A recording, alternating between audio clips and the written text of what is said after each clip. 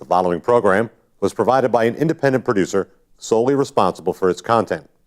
The opinions expressed do not necessarily represent the views of this station, its staff, board of directors, or underwriters.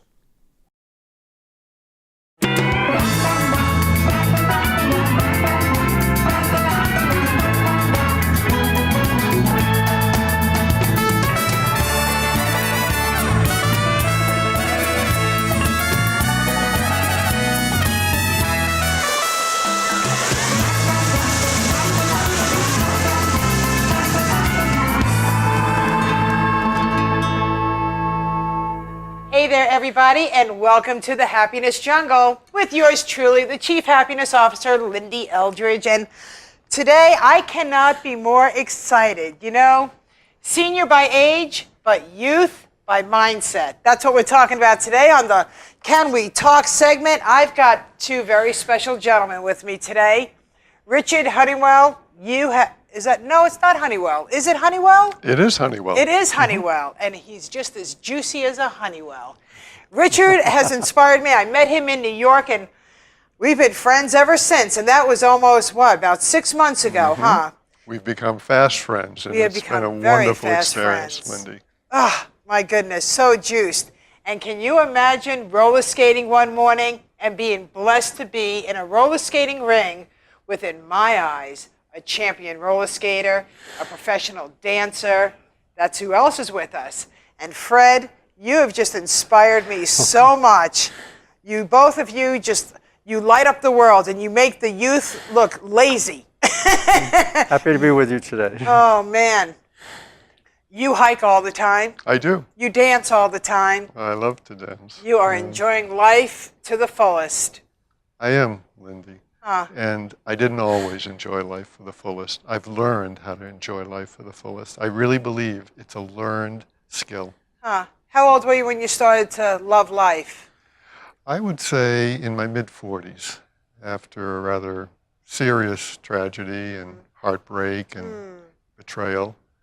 And I realized at that time that I had a choice. I could become a victim and become cynical and sour about life, or I could look at what was wrong. Well, maybe wrong's the wrong word. I could look within and find out what I could do to make a more enjoyable and a happier and more fulfilled life. And I really found the answers for me. I love it. And I've already danced with you and your beautiful significant other, Marie, who I absolutely adore. I was invited to their home in Maine, and they had some wonderful people there, and they had a wonderful little barbecue going.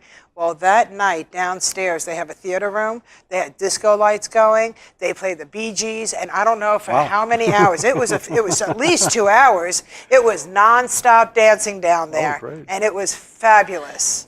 And I might add, the theme of the party was what we called an HOL party, which is high on life. That's what that stands for. High on life. And so what we chose to do was invite only those people and friends and acquaintances that we knew that had a very positive and happy attitude towards life.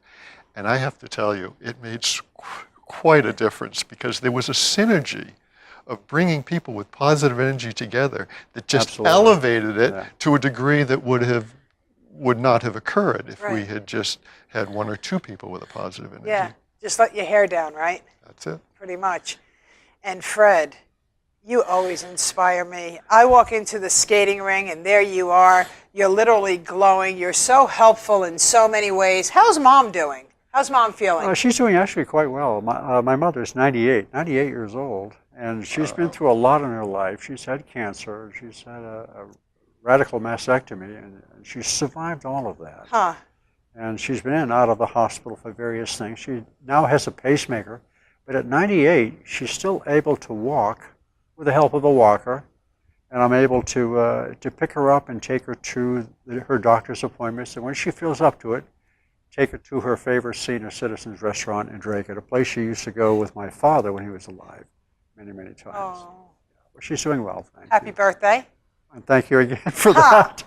I had a wonderful birthday celebration at one of my favorite places, the Paper Moon Dance Studio, and that's in Merrimack, where I go to classes there practically every day. Had a great time there. They celebrated sort of birthday of the month my dance teacher had a birthday, and I had a birthday, and another student had a birthday there. Huh. So we had birthday cake, we had dancing all evening, balloons, celebration, lots of fun. I love And that. that's a group of people that I find my place in life in dancing as I had years back in roller skating, where I find that dancing, ballroom dancing, brings a sense of enjoyment and challenge, of course, and it's a wonderful social outlet. Ballroom dancing is a wonderful social outlet. When you learn to dance, you find it's much more enjoyable. You don't think about what you're doing. You go there with your little bag of dance shoes, you put them on, and you know you're going to have a great time. I find that's true wherever I go, to Atlanta, Virginia, to visit my children in Virginia. I Google up where the dance studio activity is, and I go there. May not know anybody walking in the door, but I know everyone before I leave, you know. I met a man in South Florida where I winter in the cold months who has the same passion that you have for ballroom dancing. And what he does is he goes on junkets to China, where ballroom dancing is very It is very popular oh, it's amazing. in China. So here's a Yes. man in his late 70s who goes to China, and all these young girls think Oh, he's yeah. just terrific. And so you Oh, should yeah. hear him talk about his experiences. Wow. Absolutely, absolutely. You're absolutely right about that. China is huge on the world stage in ballroom dancing. Well, Europe is too. Western Europe, amazing. Western Europe. Some of the best dancers in the world, you find a competition there. The United States is not doing that well on the world stage. Well, I mean, they have entries in there and they have finalists in there, but really the champions are the Asians and the Western Europeans. You know, I watched them all. You know, I watched YouTube subscription to all of them. I watched them all. But I do it on a much smaller level. I compete in ballroom dance with my dance teacher, Maria Heward. She and her husband own the studio and operate all the dance classes there in Merrimack. And I dance a competition with her, as many as 2 or 3 a year. But we also do ballroom studio showcases. And we do that in various hotels that will be hosting a competition that particular week or weekend. And so do all of the others, which makes it a wonderful activity. There are groups of as many as 10, 12, 14 or more in a group performance. And there are solo performances that you might do with just a couple, another dance partner, as I do with my dance teacher. But to participate at any level, it's amazing, it's fun. And you have an audience of ballroom dance studio people from all over the state, all over the region actually, who come to these competitions. They watch and they bring their showcases to the dance floor, and you get to know people in this whole dance world. So that when you go to competitions, as it used to be in figure skating for me, you see the same people from everywhere. Right. And it's like a huge family of friends, and you maintain contact with them and all of this. So. I love that. And I love how you say, you know, you just bring your shoes and there yeah. you go, you have a ball. And you'll have a great time. Yeah. So whether it's your dancing shoes or your roller skating boots, Yeah. it's all about your feet, isn't it? Keep on moving. It is, and it's about your attitude of having a good time. You know, Yeah. make the good times, as you said, Richard. You know, you find within yourself to find this activity or this experience in your life that will bring happiness, bring a level of happiness to you that can be sustained easily just by your own participation, your own determination. You know, make yourself a happy person. Isn't it funny? We all came from different sides, really, of the world. You were in military most of your life. You retired. In my early, yes, I enlisted in the Navy. Oh God, way back, right out of high school in 1954, and I remained in the Navy as enlisted through my Navy career of 21 years, and I finished my Navy career as a Master Chief, which is equivalent to a Sergeant Major in the Army or Marine Corps. And that was fine. I think they would like me to have me stayed on another 10 years to make it 30 years. But I looked at that, I looked at my life clock thinking, gee, I've done 20 years in the military. I stayed in another 10 years in the military. It would give me a 75% of my base pay, true. But it would mean that I would be probably 10 years less employable to seek a second career, which I wanted to do. And I'd be 10 years less inclined to want to pursue a college education. And and the other activities in my life that I wanted to do. So I chose not to stay in another 10 years. I left the Navy, and it was a wonderful career. I made a lot of friends in the Navy. I still am in touch with some of them. One fellow recently, who's in his 80s now, and not much beyond me, said to me, "Fred, you've got to stop by Myrtle Beach and see me on your way to Atlanta. You've got to come by and visit me before I die." And when he said that, I felt so bad. I said, "Oh my God." Aw. So I did. I went by and I hadn't seen him in over 20 years. And it was a wonderful, wonderful time I had with him down there, him and his wife. And, but it's friendships that go way back, it's true. I had a second career in federal civil service as a civil engineer. I went to Old Dominion University down there in Norfolk. And I got my degree in civil engineering and went to work as a civil engineer in the design branch. And I enjoyed that contact with the Navy, but I was so happy I didn't have to go on ships any longer. My work was strictly ashore on the base, with buildings and roads and other things that civil engineers do. And I retired from civil engineering for my second career in 1998, and moved to Massachusetts, a place I knew I would settle one day. But my dad had passed away in 1990, and left my mother essentially alone. No other siblings in the area. My brother lives down in Georgia. It's my only sibling, and so she was alone, but doing well. In 1998, when I moved up here, and she was doing well right up until just a couple of years ago, when she was no longer able to live alone. But she drove until she was 91 years old. Oh, wow. She drove until she was 91 years old, and she maintained her independence, and she was wonderful. Read 2 newspapers a day and enjoyed her life and visiting people in the nursing home. But she always asked us and the family to make sure she didn't enter a nursing home. When it came time for her to need help, we could rally the family to do that, not put the burden on anyone in particular. And so she's happy now, living with my cousin and her husband, who are both retired. How fabulous. And she's doing really well.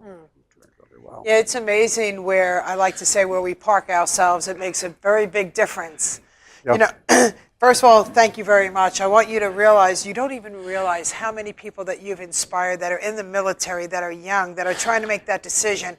Should I go? Should I stay? They want me to stay. 10 more years. What's 10 more years? You really just help them understand the value of 10 more years. Oh, yes. Right? I was touched by that, actually, when you shared that, because I was in the military as well. And I know very well that a lot of the consideration for people in the military is the security of that income. And so to go the extra 10 years to get 75% of your salary is a big jump in security. But yet, your story exemplifies my philosophy of life, which is life is all about risk. It's not about security. Oh, yeah. And so, Fred, you had the courage to say, no, I've had it enough. I want a second career. And I'm sure at the time, this was like stepping into the great unknown for you. This is true. And you did it. And so I'm very inspired by that. Thank you. So you both inspire me so, so much. The courage that you had just to step out of that comfort zone, that's a comfort zone. Ooh, Big my time. goodness, right? That's a very big comfort zone. And to step out and start choosing to live life a different way and really excelling at it. And Richard, my goodness, you inspire me so much because, you know, you've shared with me that your past was, well, you weren't exactly the happiest person, but then you came to a certain age and you said, no more. So for the audience out there, the reason that my show is so juicy and so exciting to me, and the reason that I do it all the time is because I like my audience to take action. And I know that there are people that are sitting on the couch right now or wherever, and you have just inspired them. Now, it may not be them. It may be they have a spouse, a significant other, a child, somebody that they could say, oh my gosh, we're going to have to watch this again because this show is played several times in a week. So just think about that, the lives that you've changed. Now let me take it one step further. Let's talk about the gentlemen that are reaching their golden years, and to me that starts at 50. You know, I think after that, Well, we're not as fortunate as you two gentlemen. Some of us, are going to start hitting the doctors a little bit more than what is necessary. But what I love about you two gentlemen is that you've inspired people that, age means you're a senior. Mindset means you're young. You hike. I've been invited to go hiking with you just recently. I watch you. You send me pictures from up in the mountains with Marie or with somebody else that you're hiking. You mentor people. Excellent. You mentor a lot of people. Do. Let me speak to this because this is a huge realization that I've come to. Of course, as we get older, we lose our vigor. We lose our looks. I look in the mirror in the morning and I don't recognize the man that's in the mirror. And that's disconcerting. However, there's another side to it. And that is, if we get our heads right, I honestly believe that the older years can be the best years of our lives because we've had the wisdom of life experience that young people don't have. And there's two ways to take that wisdom from the ups and downs, the suffering, as well as the good times. One is to become cynical, hardened, deadened, and I see a lot of that in the older folks. But another way is to look at it from a positive perspective because, yes, we lose our physical. Right. We do? But we have something up here that is much more powerful, and it's the spirit. And I see it in you, Fred. Being 14 years you're a junior, I really hope that when I'm your age, I have the same spirit of life that you have. You have it, and I'm sure you will. I'm sure you always will. Yeah, I think once you have this spirit, you'll never go back to any other kind of spirit. Once the mind expands, there's no going back. There's no it's going a very back. powerful reality. I love it. At 56 years old, and now I know I'm younger than both of you, but even at 56, there are things that came my way that I never imagined in a million years that would come my way. The different obstacles in life, if you will, that would try to get in front of you and say, hold on. And I'm like, hold on? No. There's nothing to hold on to. There's only things to grow from. And that's what you two gentlemen keep teaching me and reminding me, that it's worth waking up in the morning. It's worth dealing with my challenges. And then I get to think, well, now I'm going to think 10 years from now, right? 10 years from now, if my choices are on target and my actions fulfill, then I'll be able to constantly smile and take my shoes and dance and roller skate, huh, Fred? Absolutely. Look at him. As soon as you say dance and roller skate, there's just that glow. There's just that, It's so cool. My birthday just passed. My neighbor, who's a florist, she found an old skate. From the way back when we had to have the keys and we wore our sneakers and we put them in the metal skates and the wheels were metal with the leather strap. And she made me an arrangement, but the skate was the platform. I was so delighted with the memories that that skate bought me. Brought me, and I say bought me because it refilled me, it rejuiced me. And then I look at my skate today. Thank you very, very much for my skates. So welcome. So happy that you can and enjoy them. have really set my feet and my body into the platform of skates. It's amazing when you surround yourself around like-minded people and what happens, It's great. So there I am a year ago. I broke my wrist roller skating at the same ring that we roller skate, and I said, no, we need to get back on skates. I was invited to the ring with seniors so the children aren't skating all around you, because just like a bicycle, when you fall and you need to get back up, right? Yeah, absolutely. So Yep. here I So go. true. I start rolling away again. I'm starting to turn, and I love it. So thanks. I'd like to pick up on what you said about being surrounded by like-minded people. Yeah. I really believe that is very, very important. And as a matter of fact, I'm conducting my very first mastermind down in South Florida this coming December, where I'm inviting aspiring entrepreneurs who have big, big dreams. And Lyn-Dee, as you know, you're invited. I am You're going to be invited. one of the charter members of this Thank mastermind. you so much. And it's so true that like-minded people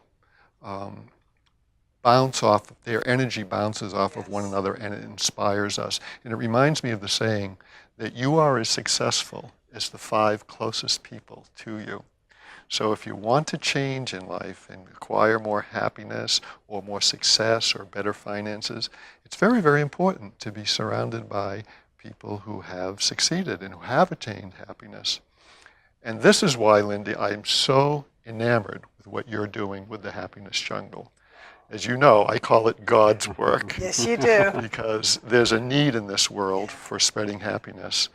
And for any of our listeners that might be in the corporate world, I think that you have such value that you can offer to corporations to come in and teach the skill of happiness, because happy employees make productive employees. Yes, they do. So I really admire you for what you're doing. Thank you so much. And they also go home and make better people.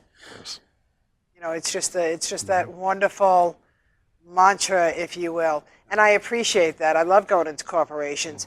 I love that they allow me to come in and first observe what's going on so I could really personalize the happiness mantra that I want to bring into their corporation, because each company is completely different. People are completely different. So I like to just like hang out like that, you know, like that fly on the wall, and just observe what's going on in each department. And then I'm able to bring the value. So that, and it gives me great joy. The results is what gives me the great joy. It's what makes me keep on going, you know? Sure. Absolutely. And you transform lives. And I transform. And to Wow. me, Yeah. life is all about growth, our It own is. personal growth, Yeah. and contribution. I know I've been fortunate. I have all the material blessings any person could want. Yeah. And it's wonderful. It is. Enjoy it. Yeah. But the far greater pleasure is to have a positive impact on Yeah. other people. And that's what you do for a living. Thank you. Thank you. I like that. You know, and it's true. You could have all the wealth in the world. Well, let's look at the celebrities out there. They are in bad shape. They're in such bad shape. I can't think of one that isn't going through. And people say, I wish I was like Brad Pitt. Oh, yeah. Really? Remember the day when we wished we were like Bill Cosby? Really? So never yeah. wish you were somebody else. Just make you better. And you run after point. what you want, right? Absolutely. You run Absolutely. after what you want, so you could own it, and it's yours, and never allow anyone to take your dream away from you. Now, with that being said, everybody has dreams. People think they have to spend full time on their dream while still having to make a living. And that really isn't true. But you can never give up on your dream because you have to work full time. Yes, Right? very true. You go on Shark Tank, those people all are creating a lifestyle, a paycheck, but they're not giving up on their dream. And you know, as I pursue the happiness jungle and it's growing, I have to learn also patience, right? Because with anything else, it's patience, just like dancing. I'm going to step on your toes. You want me to go dancing with you. Yep. And I'm Step on my toes, that's fine. Yeah, and I'm excited about that because I want to do that with you. And I shared with you, oh, I'm not a good follower, and you said, don't you worry. don't have to be a good Don't have to follower. be a good anything. You Just just have have to to want be to a- do it. Be willing to have a good time. Yeah, and that's something that we're going to really enjoy, isn't it? Yeah, I think learning to dance is one of the things, like anything you challenge yourself with Right. determination, teaches you, above all, to be very patient with yourself, Yes. understanding that it's not going to happen overnight. You know, True. just be patient and don't give up on your dream, as That's you say. right. You know, And you could take a book, and you could be sitting next to somebody whose mindset is not positive, and you both are reading the same book, but for some reason you are like excited about what you read, you feel great inside, it really lifted you, Yeah. and the other person, because their mindset is so Yep. doom and gloom, and really they're basically a couch potato, yeah. when you start exchanging the thoughts that you read or you listened to completely different, well, here's my question. Are you going to be doom and gloom, or are you going to take them over to your side and be happier? Or will you choose to say, you're entitled to your outlook of what we just read, and I'm going to find a different book club, It's so true. right? Yeah, it I could speaks. love that person, Yeah. but I don't have to read the books with them. We really do create the reality Yeah. in our heads. Yeah. And there's a saying that I love, which is, there's nothing under heaven or earth that is good or bad, but that thinking makes it so. We really do have that kind of power to Yeah. control our reality by having the mindset of happiness and the Yes. mindset of success and the mindset in relationships of being magnanimous. Right. It's all here. It The is. power is all within. It is. And we deal with so many people that are hoarders in the mind. They gather so many thoughts all at one time, and they're trying to accomplish so much, where at the end of the day, they've accomplished nothing because they were just running in that vicious circle. When we realize that part of being happy is being a little bit more organized in our thoughts, in our days, in our plans. Can you imagine trying to go dancing but yet you didn't plan for that? You didn't know what time the studio opened. You had no idea it was going to be there. You just decided that you were going to go there.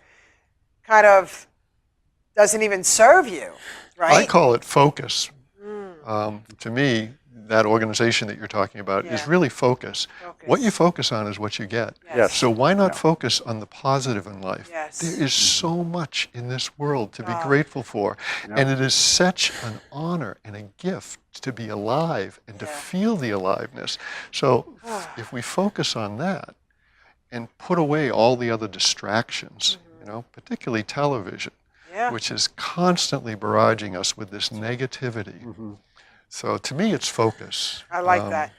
And what about you, Fred? We're running out of time, and I want you also to give that words of wisdom. I love what Richard said about focus, because that is so spot Well, on. I think focusing on your goals and focusing on just being the person that you really want to be is so important in life.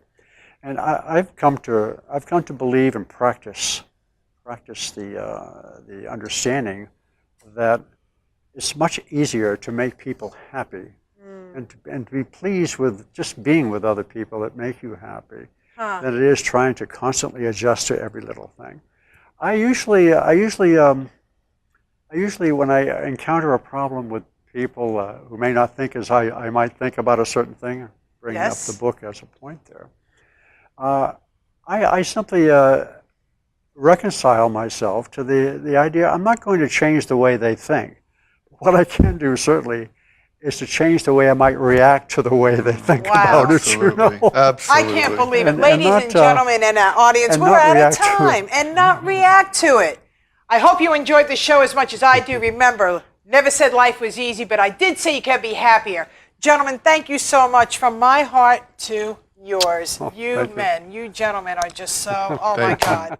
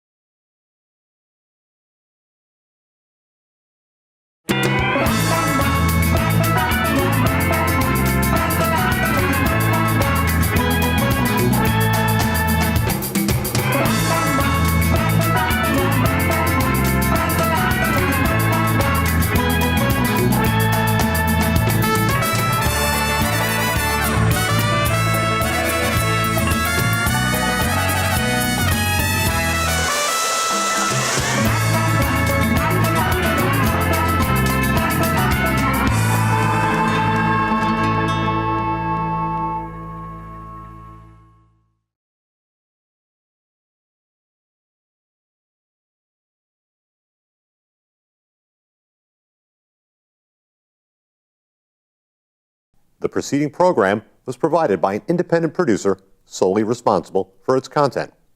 The opinions expressed do not necessarily represent the views of this station, its staff, board of directors, or underwriters.